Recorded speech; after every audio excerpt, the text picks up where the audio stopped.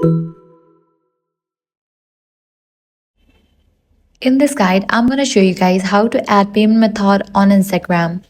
Let's get started. First, you'll need to switch to professional account. Instagram does not allow payment methods to be added on personal accounts. So launch your Instagram, navigate to your profile page, click on three bars, then scroll and head over to the option account, type in tools. Now click on the option switch to professional account and go through the process.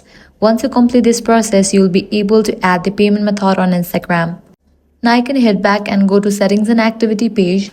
Now scrolling down, you're gonna find this option, order and payments. Click on that. Click on the option credit and debit card.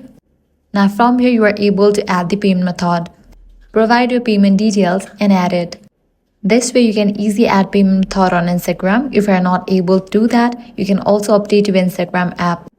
And that's it. If this guide helped you out, do not forget to like, share and subscribe. Thanks for watching.